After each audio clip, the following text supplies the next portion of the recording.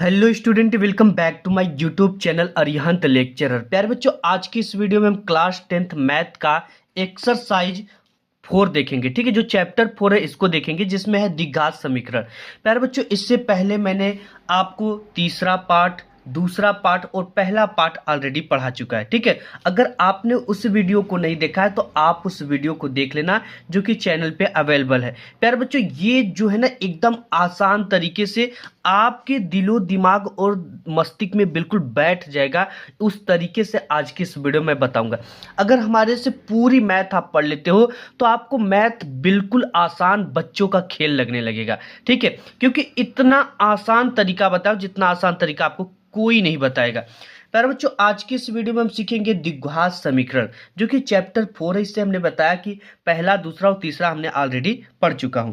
ठीक है, तो आज की इस वीडियो में देखेंगे द्विघात समीकरण, चैप्टर 4 है आपका, जिसमें देखिए द्विघात का मतलब क्या होता है, जिसके घात पर 2 हो और उस समीकरण के बराबर 0 हो, उसे हम द्विघात समीकरण कहते हैं। ठीक है, तो यही चीजें हमको इस वीडियो में फाइंड करना है। इसके अब जब देखोगे आप एक्सरसाइज, तो इसमें आपको मिलेगा एक्सरसाइज 4.1। सबसे पहले यहाँ पर अब इसमें क्या देता है, सबसे पहले दे रखा है कि जांच कीजिए कि क्या निम्न द्विघात समीकरण है। ये में जांच करना है कि ये द्विघात समीकरण है कि नहीं है। ठीक है, कुछ एग्जांपल मैं आपको बताता हूँ द्विघात समीकरण के लिए। जैसे द्विघात समीकरण यहाँ पे इस तरह से हो गया, यहाँ पे है ax² plus bx plus c बराबर 0 होना चाहिए। यानी इस समीकरण बराबर 0 होगा तो ये समीकरण द्विघात समीकरण होगा, और यहाँ पे x के पावर 2 होना चाहिए। अगर 3 हो गया तो त्रिघात समीकरण हो जाएगा। अगर कुछ नहीं है तब क्या होगा, ये भी आज की इस वीडियो में आपको बताऊंगा। ठीक है, अगर आपको पता है तो अभी कमेंट कर दीजिए, नहीं तो ऐसा क्वेश्चन आने वाला है इसमें, वो चीज़ें मैं आपको बता दूंगा। बिल्कुल आसान और सरल तरीके से मैं बताऊंगा। पूरी आपको मैथ शुरू से लेकर अंत तक पढ़ाऊंगा, बिल्कुल फ्री, 1 रुपया आपसे चार्ज नहीं है। ठीक है बच्चा, सिर्फ और सिर्फ सभी बच्चे इस वीडियो को लाइक कर दीजिए, वही हमारे लिए मोटिवेशन का कार्य करता है। और सबसे पहले यहाँ पर हम आज की इस वीडियो में देखेंगे प्रश्नावली 4.1। ठीक है, NCERT मैथ है। तो यहाँ पे सबसे पहला चीज़ें जो है कैसे सॉल्व करना है, आसान तरीका क्या है, कैसे फाइंड करना है। आज की इस वीडियो में ये 1 शॉट वीडियो है, यानी पूरी एक्सरसाइज आज की इस वीडियो में खत्म हो जाएगी। यहाँ पर बच्चा हमने डाल लिया एक्सरसाइज 4.1। इसमें पहला क्वेश्चन यही दे रखा है कि जांच कीजिए कि क्या निम्न द्विघात समीकरण है। जहां पे पहला क्वेश्चन दे रखा है x+1 का whole square equal to in bracket x-3। यानी कि इसको क्या करना है, आपको द्विघात समीकरण है कि नहीं ये चीज़ें सिद्ध करना। सबसे पहले हम क्वेश्चन को लिख लेंगे ताकि ये चीज़ें सॉल्व करने में आसानी हो। x+1 का होल स्क्वायर, इसके बाद बराबर में है 2 इन ब्रैकेट x-3, ये। ठीक है, अब इसको हल कैसे करना है, हल करना बिल्कुल आसान है। जैसा कि हमने बचपन में पढ़ा था एक सूत्र, a+b का होल स्क्वायर बराबर क्या होता था सूत्र, a का स्क्वायर प्लस b का स्क्वायर प्लस 2ab। ये पढ़े थे। a का मतलब इस a का स्क्वायर, b का मतलब इस b का स्क्वायर प्लस 2, और इन दोनों को मल्टीप्लाई में a और b, ऐसे। इसी तरह से ये आपको लग रहा है ना कि x+1 का होल स्क्वायर, यानी a+b का होल स्क्वायर जैसा लग रहा है। तो इसको बच्चा इसी सूत्र से हम तोड़ देंगे। कैसे तोड़ेंगे, सबसे पहले हमने a का स्क्वायर यहाँ पर है, तो यहाँ पर a की जगह क्या है, x है। तो यहाँ पे हम क्या लिख देंगे, x का स्क्वायर प्लस b की जगह पे इसमें क्या 1 है, तो यहाँ पे 1 का स्क्वायर हो जाएगा। और इसके बाद प्लस 2 है तो 2 सूत्र का लिख देंगे, गुणित्य a लिखा गया जो यहाँ पर है, तो यहाँ पर x है तो x गुणित्य, और यहाँ पे b की जगह पे क्या है, यहाँ पे 1 है तो 1, इस तरह से लिख देंगे। ठीक है, इतना तो ये खुल गया। अब यहाँ पर 2 का मल्टीप्लाई x में कर देंगे तो ये हो जाएगा आपका 2x। जो भी ब्रैकेट के बाहर चीज़ें रहती है उसकी मल्टीप्लाई अंदर वाले में हो जाती है। तो यहाँ पे 2 का x में किया तो 2x, और 2 का 3 में करेंगे, और यहाँ पे चिन्ह किसका, माइनस का, तो ये हो जाएगा 2 तिहाई के 6। ये आपका बन गया।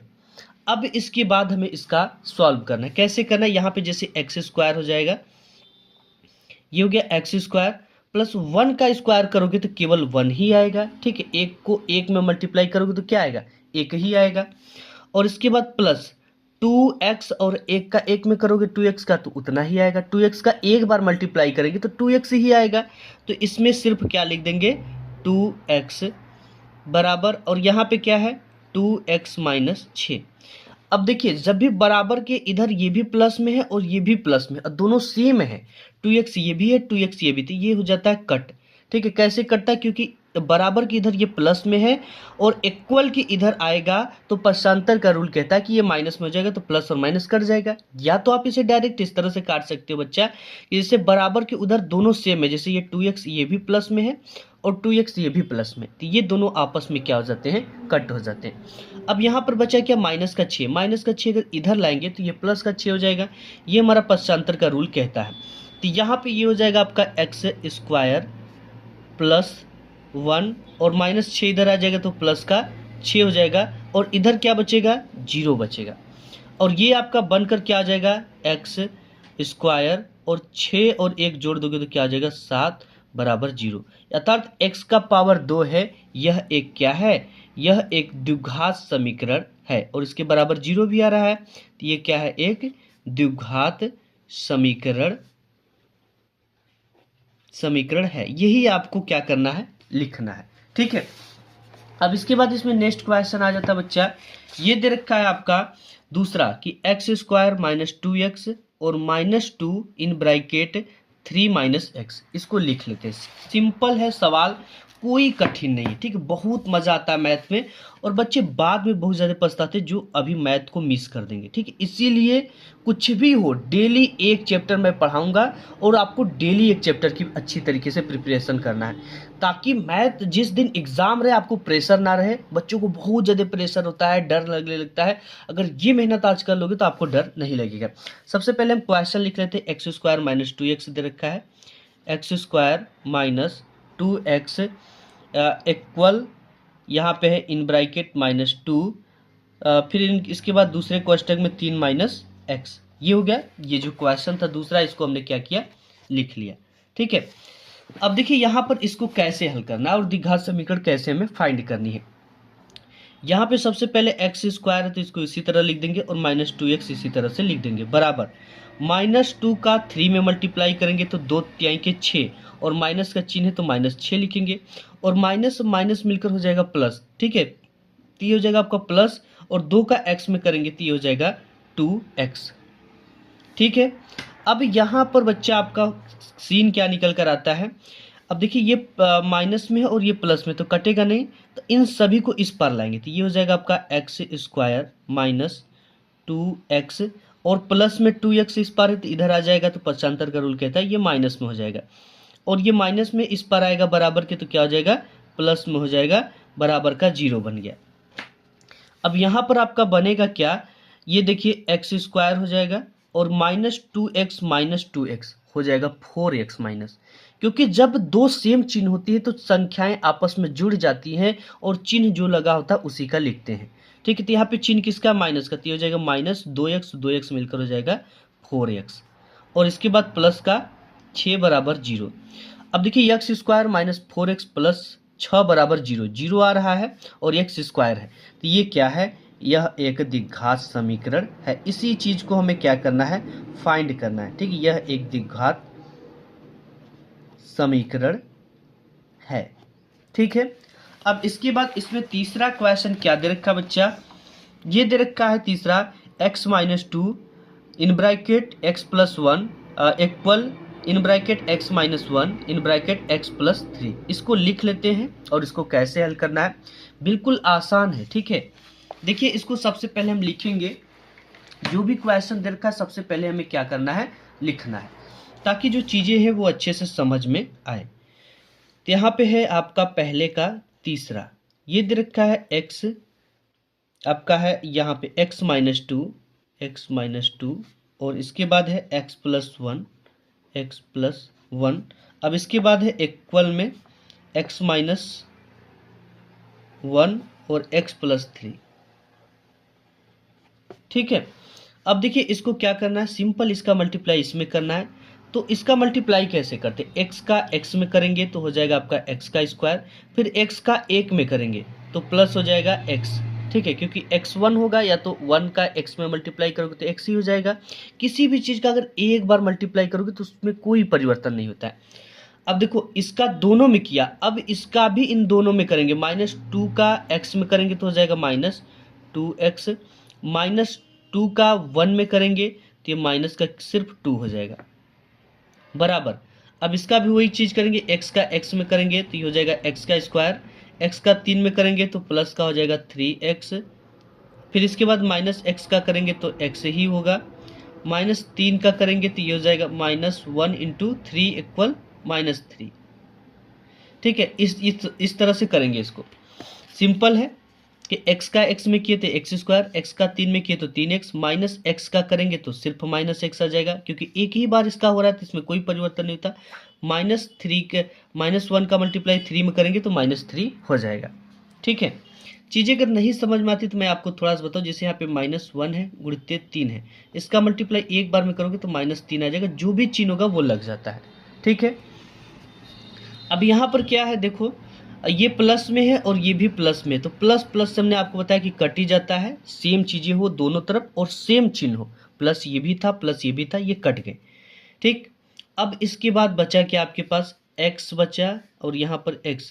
अब देखिए x -2x है, तो यहाँ पे जब यहाँ पे क्या है, माइनस का चिन्ह है तो ये आपस में घट जाएंगे, और चिन्ह हमेशा बड़ी वाली संख्या का लिखते हैं। तो यहाँ पे 2x बड़ा है और x क्या है, छोटा है, तो ये दोनों चिन्ह जो है घट जाएंगे, एक प्लस है और एक माइनस है। दो विपरीत चिन्ह में क्या होते हैं, ये घट जाते हैं, और चिन्ह हमेशा बड़ी वाली संख्या का लिखते हैं। तो यहाँ पे 2x में से x जाएगा तो बचेगा क्या, माइनस का x। माइनस का x क्यों बचा, क्योंकि जो बड़ी संख्या है उसका चिन्ह माइनस का है। तो देखिए जब दो विपरीत चिन्ह होते हैं तो आपस में घट जाते हैं, और चिन्ह हमेशा बड़ी वाली संख्या का लिखते हैं। जैसे यहाँ पे अगर 4 है और यहाँ पे है -4 और यहाँ पे प्लस का 2। ठीक है, तो जब दो विपरीत चिन्ह है तो आपस में क्या हो जाएंगी, घट जाएंगी, और चिन्ह हमेशा बड़ी वाली संख्या का लिखेंगे। तो यहाँ पे से 4 में से 2 गया 2 और माइनस का 2 लिखेंगे, क्योंकि 4 जो है बड़ी है और इसका चिन्ह माइनस का है। ये आपके समझने के लिए था। तो ये चीज़ें यहाँ पर भी हुई, और यहाँ पे है -2 इक्वल। अब यहाँ से 3x में से x जाएगा तो क्या बचेगा, 2x बचेगा, और माइनस में क्या है, माइनस में आपका 3 है। ठीक, अब देखिए बच्चा हम क्या करेंगे, इसको उस पार ले चलिए, इसको उस पार ले चलिए, तो ये हो जाएगा आपका 2x, और x माइनस में है, बराबर के उधर जाएगा तो प्लस का x हो जाएगा, और ये माइनस में उधर जाएगा तो प्लस का 2 हो जाएगा, और ये है माइनस का 3, और इस यहाँ पर अब क्या बच जाएगा, 0। अब यहाँ पर बच्चा ये हो जाएगा 2x और x मिलकर जोड़ देंगे तो 3x हो जाएगा। ये हो जाएगा 2 में से 3 गया तो 1 बचेगा, और चिन्ह हमेशा किसका लिखेंगे, बड़ी वाली संख्या माइनस में है, तो यहाँ पर क्या हो जाएगा 3x, ये हो जाएगा आपका माइनस। ठीक है, 3x यहाँ पे लिखता हूँ, 3x - 1 बराबर 0। अब बताइए ये कौन सा समीकरण है, द्विघात समीकरण है? ये बच्चा द्विघात समीकरण नहीं है, क्योंकि इसमें स्क्वायर आया ही नहीं, तो लिखेंगे यह एक द्विघात समीकरण नहीं है, यह द्विघात समीकरण नहीं है। ठीक है, क्योंकि इसमें x का स्क्वायर ही नहीं आया है, 0 तो आया लेकिन x का स्क्वायर नहीं आया, तो यह एक द्विघात समीकरण नहीं है। अब इसके बाद नेक्स्ट इसमें देखते हैं बच्चा क्या दे रखा है। नेक्स्ट आपका चौथा है, ठीक है, x - 3 और 2x + 1 equal x in bracket x + 5। इसको कैसे हल करना, आइए इसको लिख लेते हैं सबसे पहले। तो यहाँ पर पहले का जो चौथा क्वेश्चन यहाँ पे हमने लिख लिया। जितने भी बच्चे अभी तक वीडियो को लाइक नहीं किया तो यार एक लाइक कर दो सभी बच्चे, ठीक है। अब यहाँ पर देखिए, और इस वीडियो को ज़्यादा से ज़्यादा अपने दोस्त यार में शेयर कर देना। और यहाँ पर x का मल्टीप्लाई सबसे पहले इसमें होगा, इसका मल्टीप्लाई इन दोनों में होगा, और इसका मल्टीप्लाई इन दोनों में होता है। अब x का 2x में करेंगे तो a हो जाएगा 2x², क्योंकि x और x का मल्टीप्लाई होगा तो x² हो जाएगा। अब फिर x का 1 में करेंगे तो ये हो जाएगा प्लस का x सिर्फ। अब -3 का 2x में करेंगे तो ये हो जाएगा -3 दूना के 6x, ठीक है, क्योंकि 3 दूना के 6 और x लगाए तो x, माइनस का चिन्ह है तो माइनस। फिर -3 का +1 में करेंगे तो ये हो जाएगा सिर्फ -3। अब इसके बाद बच्चा ये है आपका x है, ठीक है, x का मल्टीप्लाई x में होगा तो एक्स स्क्वायर, और एक्स का 5 में होगा तो ये हो जाएगा 5x। ठीक है, ये चीज़ें हो जाएंगी। अब देखिए इसको हल कैसे करना है। यहाँ पे ये है 2x स्क्वायर और यहाँ पे है 6x और ये x है। ठीक है, तो इसमें से हमने कहा कि ये प्लस में x है और ये माइनस में, तो जब दो विपरीत चिन्ह होती है तो घट जाती है। चिन्ह हमेशा बड़ी वाली संख्या का लिखते हैं। तो यहाँ पे बड़ी संख्या क्या है 6x में से x गया तो ये बचेगा आपका माइनस का 5x, और यहाँ पे है माइनस का 3, और यहाँ पे क्या है एक्स स्क्वायर प्लस 5x।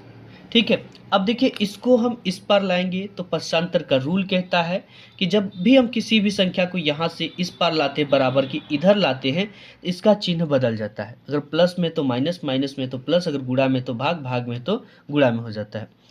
तो इसको लाइए इधर, तो ये हो जाएगा आपका 2x स्क्वायर, और x स्क्वायर प्लस में इस पर आएगा तो माइनस का x स्क्वायर, और यहाँ पे माइनस 5x, और ये प्लस 5x इधर आ जाएगा तो माइनस 5x, और यहाँ पे क्या है बच्चा माइनस का 3, तो माइनस का 3, और इधर सब कुछ इधर चले आए तो इधर क्या बचा, कुछ नहीं बचा, मतलब शून्य बचा।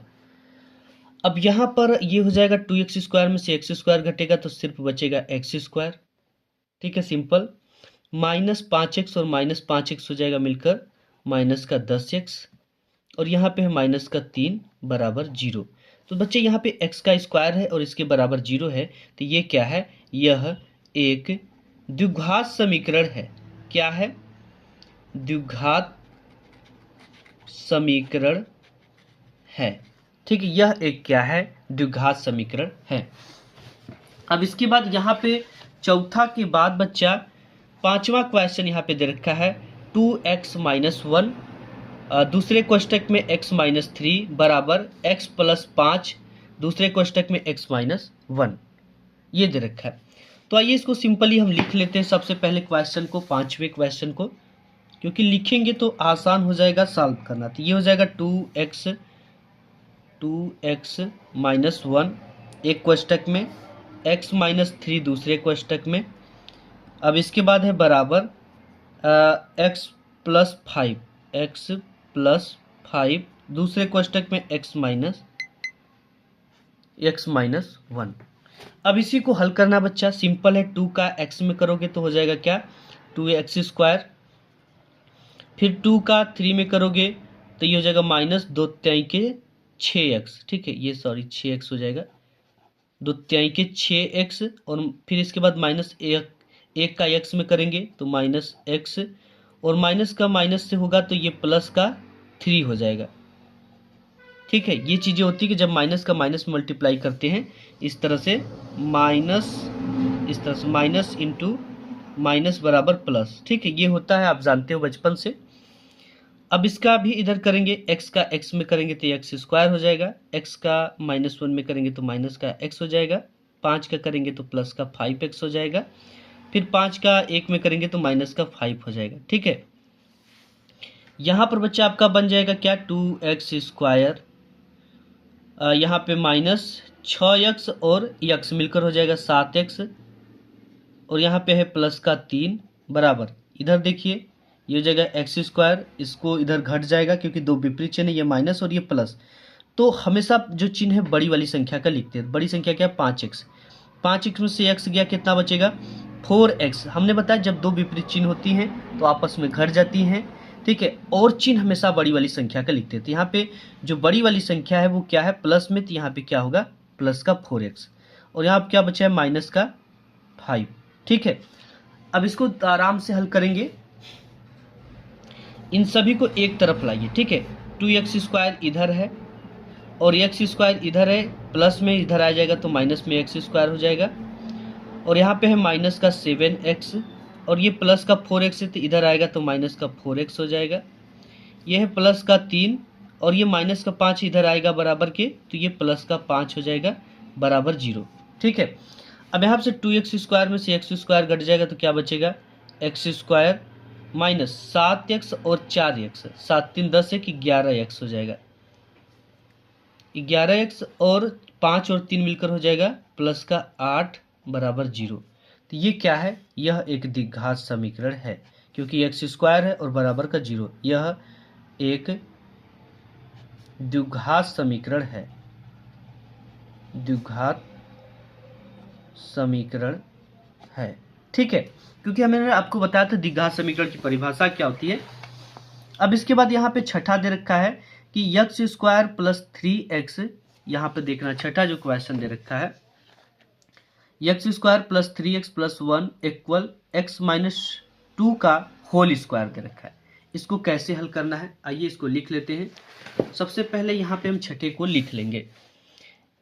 यहाँ पे दे रखा बच्चा कि एक्स स्क्वायर, ठीक है, plus 3x plus 1 equal x minus 2 का होल स्क्वायर, यही दे रखा है क्वेश्चन छठा। ये देख सकते हो आप, x square plus 3x plus 1 और इक्वल एक्स माइनस 2 का होल स्क्वायर। तो ये तो हमने यहाँ पे लिख लिया। अब देखिए इसको हल कैसे करेंगे, इसको तो हल करना नहीं है, इसी को हल करिए। ये हो जाएगा आपका x square plus 3x plus 1, ठीक है, बराबर। अब यहाँ पर ये जो बनेगा आपका बच्चा, ये यही सूत्र बन जाएगा a प्लस बी का, सॉरी a माइनस बी का होल स्क्वायर। तो इसका सूत्र होता है a का स्क्वायर प्लस b का स्क्वायर माइनस 2ab, यही इसका सूत्र होता है। और इसी सूत्र पे इसको हम रख देंगे, तो हो जाएगा x का स्क्वायर प्लस v के इस जगह पे क्या है 2 का स्क्वायर हो जाएगा, माइनस 2 इसका सूत्र का, a के जगह पे x है और b की जगह पे क्या है 2 है, तो इस तरह से लिख देंगे। अब यहाँ पर आपका हो जाएगा बच्चा x का स्क्वायर प्लस ये हो जाएगा 3x प्लस 1 बराबर, यहाँ पे हो जाएगा आपका x स्क्वायर और ये हो जाएगा 2 दूना के 4 और ये हो जाएगा 2 और 2 का मल्टीप्लाई करेंगे तो 4 और यहाँ पे हो जाएगा माइनस 4 का x, ठीक है। अब यहाँ पर क्या हो जाएगा आपका एक्स स्क्वायर यहाँ पर प्लस में है और यहाँ पर क्या है माइनस में, तो ये कट जाएगा और यहाँ पे है 3x प्लस 1, 3x प्लस 1 बराबर, यहाँ पे क्या बच जाएगा 4 माइनस 4x। अब x वाले को इस पार लाएंगे इन सभी को, तो 4x माइनस में इस पार आएगा तो प्लस में हो जाएगा, तो ये क्या हो जाएगा बचवा, यहाँ पे हो जाएगा 3x और यहाँ पे माइनस का इधर आएगा तो प्लस में 4x आ जाएगा। ये तो बहुत ही आसान लग रहा है आपको, ठीक है, बहुत मज़ा आता है 10 के मैथ में। अब इसके बाद ये तो आ गया इधर और यहाँ पर है प्लस का 1, ठीक है, तो यहाँ पे लिखेंगे प्लस का 1 और ये प्लस 4 है, इधर आएगा तो माइनस का 4 हो जाएगा बराबर 0, ठीक है।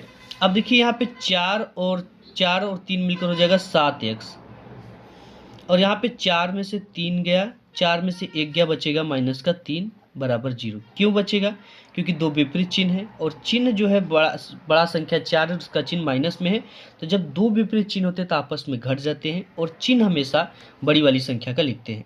चिन्ह क्या है बड़ी वाली का, माइनस का है तो -3 लिख दिए, ठीक है। तो यह एक द्विघात समीकरण नहीं है, 0 तो है लेकिन यहाँ पे x का स्क्वायर नहीं है, तो लिखेंगे क्या, यह एक द्विघात समीकरण नहीं है, द्विघात समीकरण नहीं है, ठीक है, यह एक द्विघात समीकरण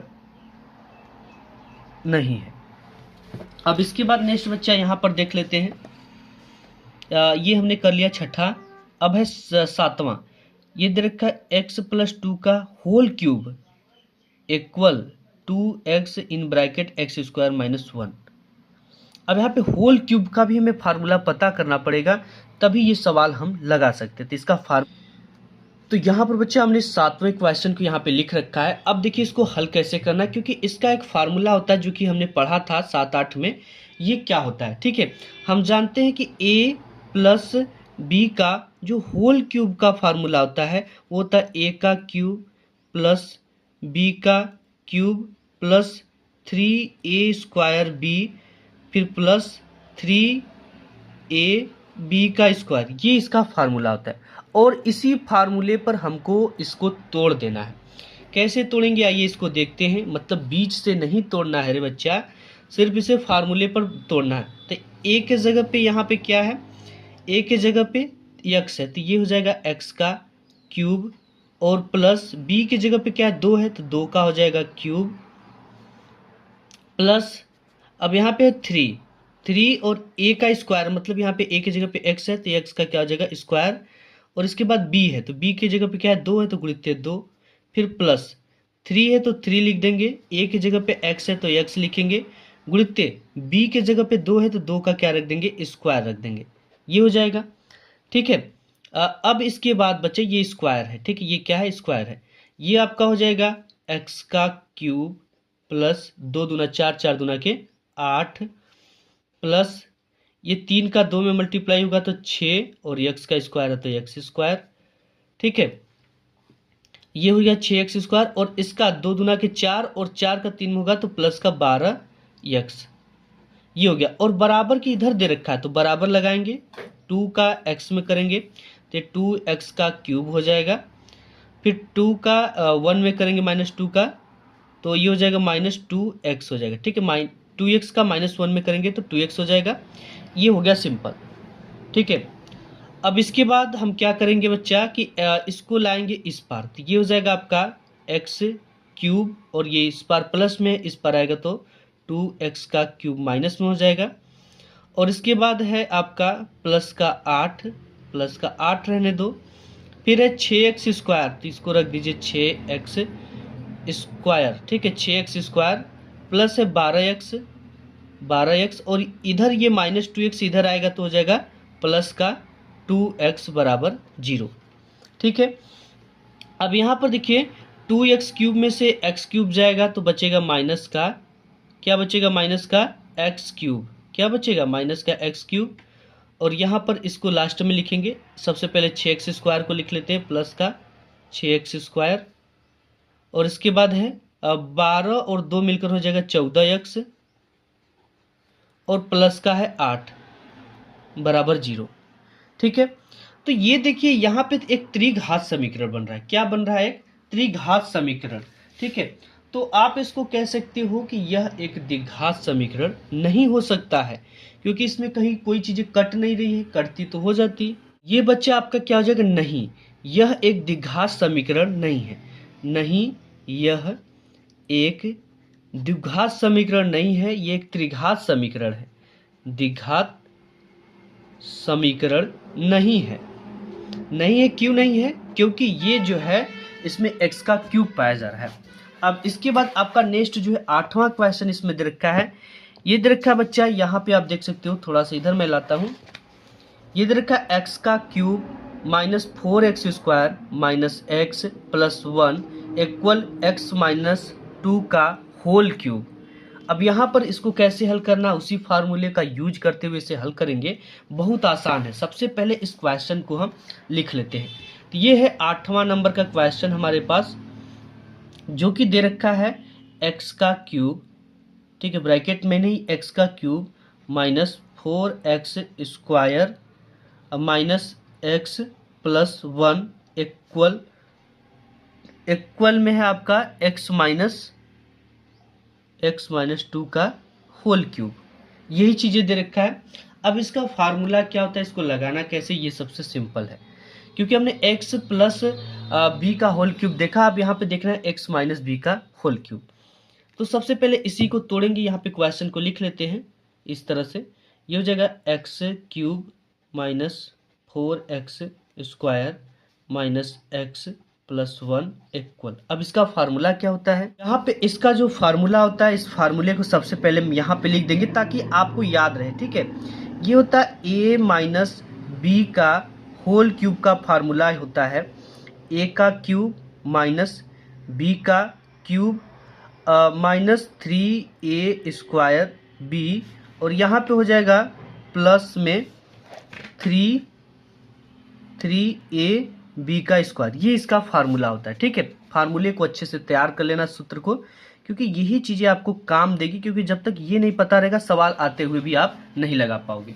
इसी चीज़ को यहाँ पर इसको तोड़ना है, तो यहाँ पे मैं लिखता हूँ, ये हो जाएगा आपका x का क्यूब -4x स्क्वायर -x और +1, ये चीज़ें दे रखा है बराबर। इसे हम खोलते हैं, तो ये x के a की जगह पे क्या है x है, तो ये x का हो जाएगा क्यूब -2 का हो जाएगा क्यूब, और यहाँ पे -3 ए के जगह पे क्या है, ए का स्क्वायर की जगह पे एक्स है तो एक्स का क्या हो जाएगा स्क्वायर, और इसके बाद बी है तो लिख देंगे बी का मतलब गुणित्य में 2 है।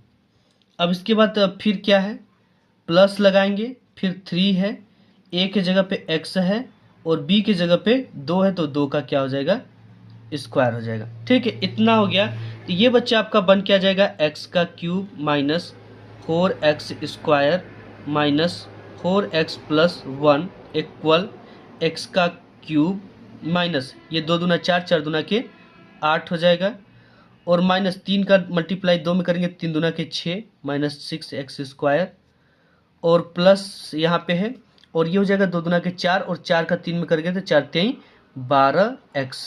ठीक है, अब यहाँ पे देखिए x का क्यूब प्लस में है और ये भी प्लस में है तो दोनों क्या हो जाएंगे, कट जाएंगे। ये बराबर की इधर जो होते वही कटते हैं। ठीक है, क्योंकि ये प्लस में अगर इधर लाएंगे बराबर के तो माइनस हो जाएंगे, तो प्लस माइनस कट ही जाएंगे। ठीक है, अब ये हो गया, हमारे पास बचा गया इन सब चीज़ों को हम इस पार लाते हैं, या तो इसको इस पार लाइए, तो यहाँ पर क्या बचा आपका माइनस 4x स्क्वायर।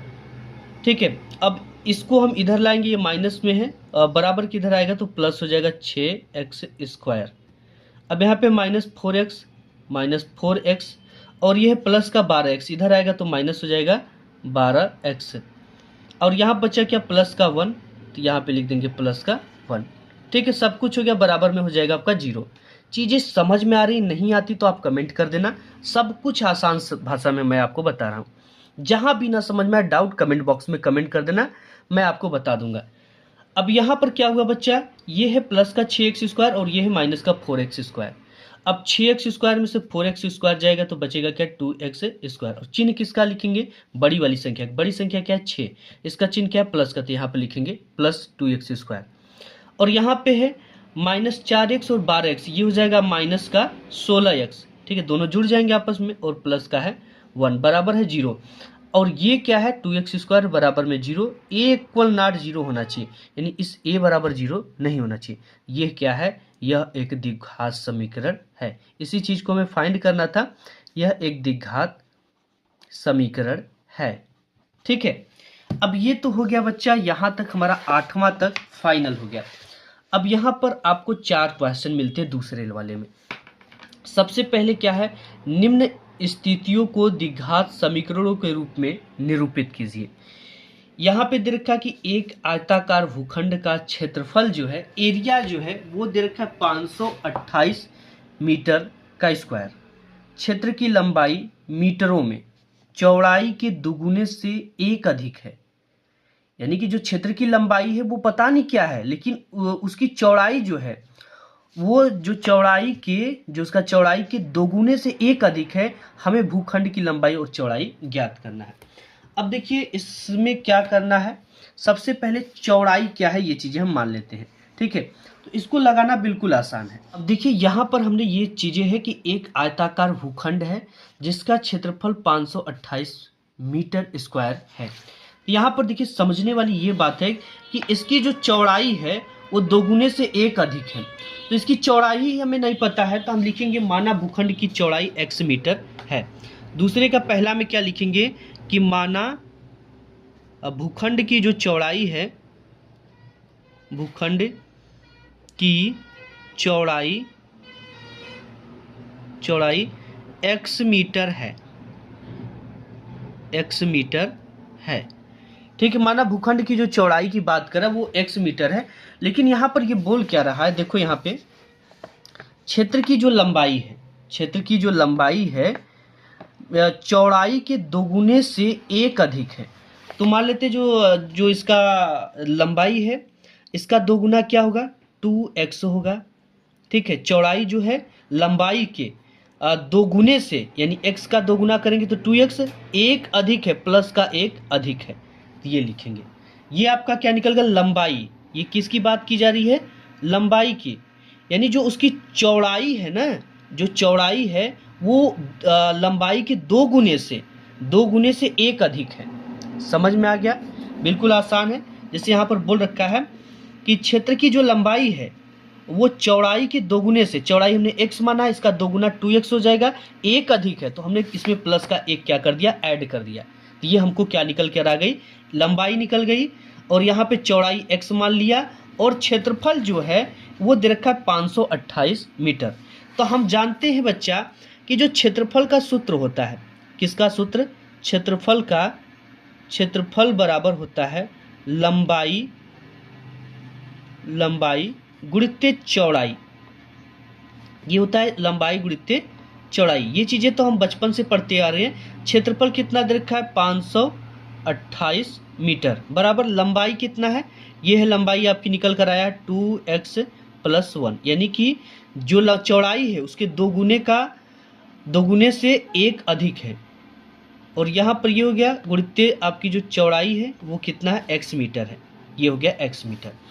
बहुत आसान हो गया। अब यहाँ पे हो जाएगा आपका 528 इक्वल x का मल्टीप्लाई इसमें होगा तो ये हो जाएगा 2x² और x का इसमें होगा तो प्लस का x हो जाएगा।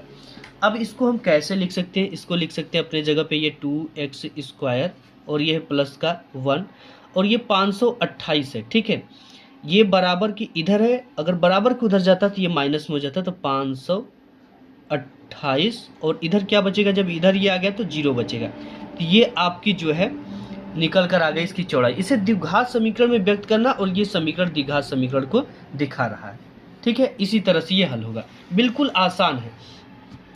इसके बाद यहाँ पर एक दे रखा है दूसरा क्वेश्चन कि दो क्रमागत धनात्मक पूर्णांकों का जो गुणनफल है, दो क्या है धनात्मक पूर्णांक है और उसका जो गुणा जब कर रहे हैं तो 306 हमें आ रहा है। हमें पूर्णांकों को ज्ञात करना है। अब कैसे ज्ञात करेंगे, बिल्कुल आसान है। दो धन पूर्णांकों का जो गुणनफल है वो कितना दे रखा है 306 दे रखा है। यहाँ पे हम इसको लिखेंगे इस तरह से, सवाल को यहाँ पे लिखेंगे कि दो क्रमागत धन पूर्णांकों का गुणनफल, दो क्रमागत धन पूर्णांकों का जो गुणनफल दे रखा है वो ऑलरेडी दे रखा है 306। कितना दे रखा है, गुणनफल हमें दे रखा है 306। ये हो गया। अब देखिए इतना तो हमें दे ही रखा है। अब जो धनात्मक पूर्णांक है उसे क्या मानते हैं, देखिए इसमें दो क्रमागत धनात्मक पूर्णांक, कर्म के अनुसार धनात्मक पूर्णांकों का गुणनफल 306 है। तो माना जो धनात्मक पूर्णांक है, माना जो हमारा धनात्मक पूर्णांक है, धनात्मक पूर्णांक है वो क्या है, एक तो x है और क्रमागत यानी कर्म से धनात्मक है, यानी x + 1 x + 2 x + 3 ऐसे करके जोड़ते हैं। तो एक आपका क्रमागत धन पूर्णांक x हो गया और एक x + 1 हो गया और एक तीसरा भी देता तो x + 2 लिखते, यानी इसमें +1 करते जाएंगे तो ये आपका क्रमागत धन पूर्णांक बनता जाएगा, ठीक है। अब ये तो चीज़ें हमें पता होगी। अब हमें क्या करना है, और यहाँ पर देखिए अब क्या करेंगे, इसका इन दोनों का गुणनफल, ये जो धनात्मक पूर्णांक है इनका गुणनफल जो है 306 आ रहा है। तो इसी तरह से लिख देंगे, एक x हो गया और दूसरा क्रमागत धन पूर्णांक x + 1 हो गया, ठीक है। बराबर कितना आ रहा है, इनका गुणा करने पर 306 आ रहा है, जो कि यहाँ पे दे रखा है ऑलरेडी। बहुत आसान है बच्चा। x का मल्टीप्लाई x में करेंगे तो हो जाएगा x² और x का 1 में करेंगे तो हो जाएगा x, बराबर आपका हो जाएगा 306। अब ये हो जाएगा आपका x² + x और 306 प्लस में है, इस पर आएगा तो आपका हो जाएगा माइनस में, -306 बराबर 0। यही हमें फाइंड करना था, ये एक द्विघात समीकरण के रूप में बन गया। अब यहाँ पर है, ये देखो बहुत मज़ेदार सवाल है और बोर्ड एग्जाम में तो हर बार ही आता है। अब यहाँ पे है कि रोहन की माँ उससे 26 वर्ष बड़ी है। रोहन की जो माँ है उससे 26 वर्ष बड़ी है, यानी रोहन का जो उम्र है मान लेते x है क्योंकि दिया नहीं है बड़ी। उनकी आयु वर्षों में उनकी आयु का गुणनफल अब से 3 वर्ष पश्चात, यानी 3 वर्ष पहले 360 हो जाएगी आने वाले समय में, ठीक है। 360 हो जाएगी। हमें रोहन की वर्तमान आयु ज्ञात करनी है।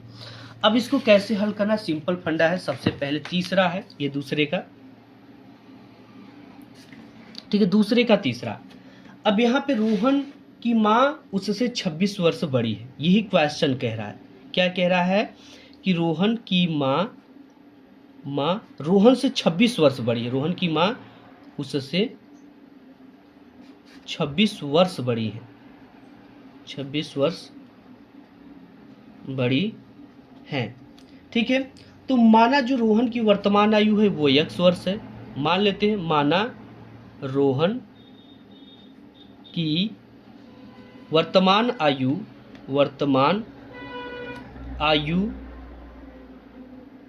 आयु x वर्ष है, x वर्ष है। ठीक है, मान लेते हैं जो रोहन की वर्तमान आयु है वो कितना है, x वर्ष है।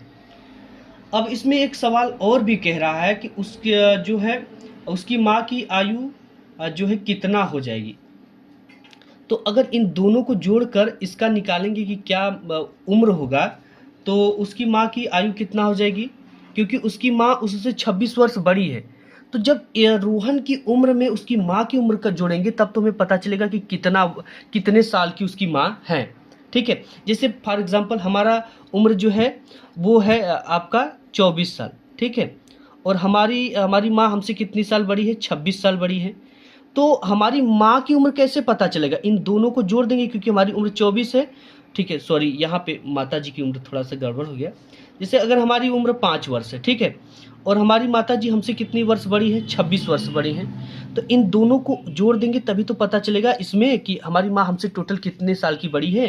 तो 26 में जब हम 5 जोड़ देंगे बच्चा, तो ये हो जाएगा आपका 31 वर्ष, यानी हमारी माँ जो है वो 31 वर्ष की हैं।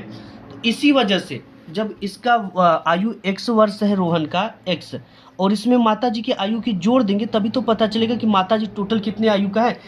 तो यहाँ पे जैसे कि ये अपने माता जी से 26 साल जो है रोहन की माँ अपने पुत्र से 26 साल बड़ी है, तो उसका 8 साल उम्र हो सकता है, 9 साल, 10 साल। तो जब उसमें जोड़ेंगे तब तो पता चलेगा कि ये इनसे कितनी उम्र है इनकी माता जी की। ठीक है, समझ में आ गया। तो इनका जो रोहन की आयु है वो x वर्ष है और इनकी माता जी का 26 वर्ष है। एक तो ये आपका निकल गया। उसकी माँ की आयु कितनी होगी, लिखेंगे इसकी माँ की आयु, उसकी रोहन की माँ की आयु, रोहन की माँ की आयु, आयु कितना है, x प्लस 26 है, क्योंकि इसको जोड़कर ही बताएंगे कि इसकी माँ की टोटल आयु कितना है। अब इसके बाद एक चीज इसमें और भी कह रखा है। क्या कह रखा है, यहाँ पे उनकी आयु का गुणनफल अब से 3 वर्ष पश्चात 360 हो जाती है। तो इन दोनों में हम 3 वर्ष को क्या करेंगे, ऐड कर देंगे। क्या करेंगे बच्चा, ऐड कर देंगे। ठीक है, देखिए इसका जो वर्तमान आयु है वो कितना निकल कर आ रहा है, इसका रोहन का जो है वर्तमान आयु हमने x मान लिया, तो 3 वर्ष पश्चात यानी x में क्या करेंगे, 3 को जोड़ देंगे। x में सिंपल सा है फंडा की 3 को जोड़ देंगे।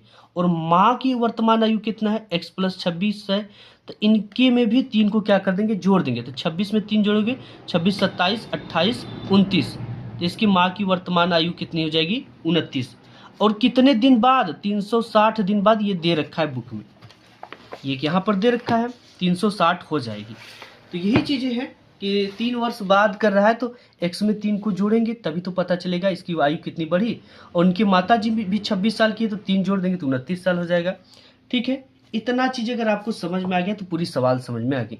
अब सिंपल है, x का मल्टीप्लाई x में करेंगे हो जाएगा x का स्क्वायर, x का 29 में करेंगे प्लस 29x, फिर 3 का x में करेंगे प्लस 3x, फिर 3 का 29 में करेंगे तो ये हो जाएगा 9 त्रिके 27, 3 दूना के 6, 6 7 8 87 बराबर 360। ठीक है, अब यहाँ पर है आपका x स्क्वायर, ये हो जाएगा प्लस 29 में 3 जोड़ दोगे तो 30, 31, 32 x ये हो जाएगा, और यहाँ पे हो जाएगा प्लस, अब 87 ये है और 360 प्लस में इधर आएगा तो माइनस में 360 बराबर 0।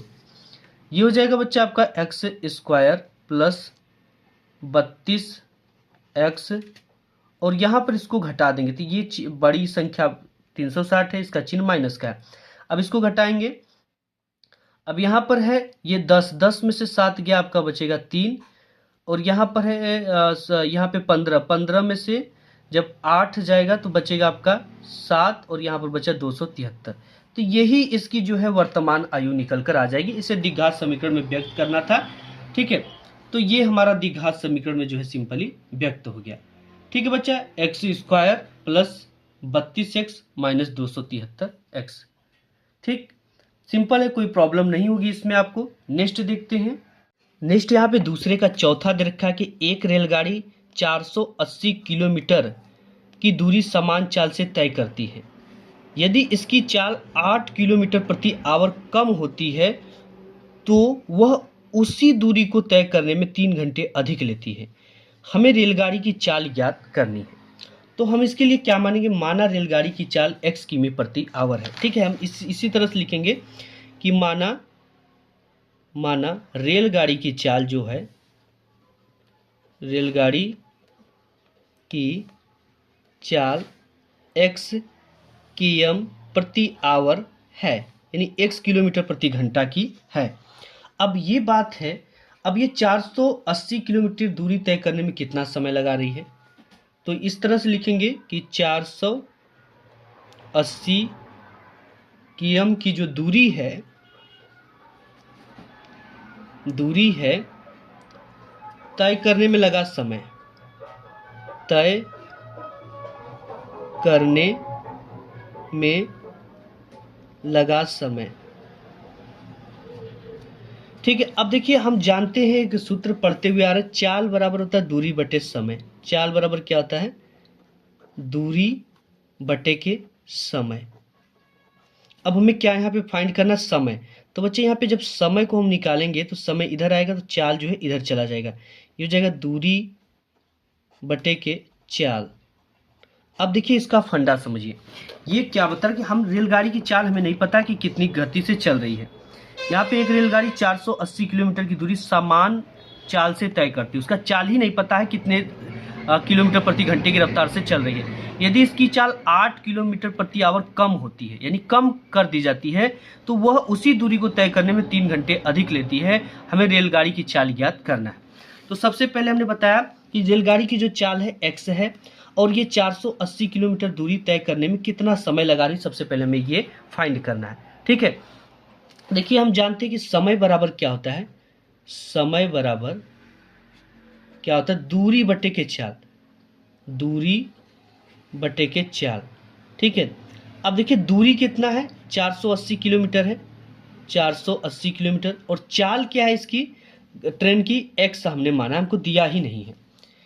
अब इसके बाद फिर बोल रखा है कि यदि 8 किलोमीटर, यदि इसकी चाल 8 किलोमीटर प्रति आवर कम होती है तो तय करने में समय 3 घंटे अधिक ले लेती है। तो यहाँ पे लिखेंगे दूसरी कंडीशन, ये पहला शर्त था, ये शर्त जो था पहला था। अब शर्त सेकेंड लिखेंगे, ये दे रखा है कि यदि 8 किमी प्रति आवर, ठीक है, यहाँ पे है 8 किमी प्रति आवर, इसकी जो चाल है वो कम कर दी जाती है, कम कर दी जाती है, तो ये 3 घंटे का अधिक समय ले लेती है। 3 घंटे जो है अधिक समय लेगी, जाहिर सी बात है कि चाल कम होगा तो समय ज़्यादा लेगा, अधिक लेती है। ठीक है, अब देखिए इसको कैसे निकालेंगे, इसका भी हमें समय निकालना है। तो हम जानते हैं बच्चे कि जो समय होता है, समय बराबर क्या होता है दूरी बटे के चाल। अब इसकी दूरी जो है, कितना दूरी है, दूरी 480 किलोमीटर की है, एक रेलगाड़ी 480 किलोमीटर की दूरी तो सेम ही है सभी में, तो इसमें लिखेंगे 480। अब इसके बाद इसकी जो चाल है वो क्या है। अब देखिए इसकी चाल के लिए हम क्या करेंगे, जो x जो पहले चाल थी, चाल कितना माना था x में से कितना कम किया जा रहा है, 8 किलोमीटर प्रति घंटा कम किया जा रहा है, तो इस x में से क्यों ना घटा दिया जाए तो पता चल जाएगा कि कितना कम हुआ। ठीक है, तो एक समीकरण ये बन गया कि 480 बटे के x माइनस 8। अब इसमें करेंगे क्या बच्चा, सिंपल इसको घटाना है, अंतर निकालना है, तो इसमें से इसको घटा देंगे तभी तो पता चलेगा कि कितनी कम हुई। और इसका जो समय ले रहा है ना, वो कितना ले रहा है बच्चा, 3 घंटे कम हो जा रहा है जब इसमें से हम इसको निकालेंगे। तो देखिए कैसे लगाएंगे इसको, सबसे पहले इसी को लिखेंगे, ये हो जाएगा 480 बटे के x माइनस 8, ध्यान से समझना, x माइनस 8 और माइनस इसमें से, और इसको घटा देंगे जो चाल पहले थी, ठीक है, जो सामान्य चाल से चल रही थी तब की। तो ये क्या है 480 बटे के x बराबर, जब ये कम करती है 8 किलोमीटर प्रति घंटा तो ये 3 घंटे अधिक समय लेती है। ये हो गया। अब x का मल्टीप्लाई इधर करेंगे तो ये हो जाएगा 480x। अब इसका भी इधर करेंगे तो ये हो जाएगा माइनस का 480x। अब इसके बाद इसका भी इधर करेंगे तो ये हो जाएगा माइनस। अब इसका जब करेंगे तो ये लगभग आपका जो बनेगा ना वो 3840 बनेगा। कितना बनेगा 3840। और बट्टे में आपका क्या आ जाएगा, x का मल्टीप्लाई इधर करेंगे तो एक्स स्क्वायर हो जाएगा, इधर करेंगे तो -8x बराबर इधर हो जाएगा 3। अब देखिए 480x कट गया क्योंकि ये माइनस है और ये प्लस है। अब यहाँ पर बचा क्या, बचा आपका -3840 बराबर। अब इसका मल्टीप्लाई इधर कर देंगे तो ये हो जाएगा 3x स्क्वायर, और इसमें होगा तो ये हो जाएगा 8 का 16 8 तरीके 24x। ठीक है, अब इसको देखिए क्या करेंगे। अब इसको अपने जगह पे तो इसको ऐसे ही रखिए 3x स्क्वायर माइनस 24x, और ये माइनस में इस पार आएगा तो प्लस का हो जाएगा प्लस 3840। ये हो गया। अब देखिए यहाँ पर ये कंडीशन क्या निकल कर आ गई, यहाँ पे ये 24x है, हमने यहाँ पे 2x लिख दिया, ये होगा आपका 24x। ठीक है, 24x हो गया क्योंकि ये 3x square minus 24x plus 3840। अब सभी में हमको 3 से क्या कर देना, भाग दे देना, सभी में 3 से भाग दे दीजिए। ठीक है, अब 3 से 3 सीधे क्या हो जाएगा, ये कट जाएगा तो आएगा क्या x स्क्वायर, और ये 3 8 24 माइनस 8x, और यहाँ पे प्लस 3 से काटिए इसको, 3 1 कम 3, 3 दूना के 6 7 8 2 बचा, 3 8 24 और 0, ये हो जाएगा आपका 1280। ठीक है, x square minus 8x plus 1280, यही आपकी जो है इसकी चाल होगी, यही आपका आंसर हो जाएगा। ठीक है, तो प्यारे बच्चों ये जो है एक्सरसाइज 4.1 पूरा का पूरा यहाँ पे क्या हो जाता है, समाप्त हो जाता है। अब इसके बाद हम नेक्स्ट देखेंगे 4.2। ठीक है, तो चैनल को सब्सक्राइब करके रखना ताकि जैसे ही इस वीडियो की नोटिफिकेशन आए आप सबसे पहले देख लो और अपनी तैयारी परफेक्ट कर लो। वीडियो पसंद आए तो लाइक करना, अपने दोस्त यार में से शेयर करना। मिलूंगा एक नेक्स्ट वीडियो में, तब तक के लिए धन्यवाद।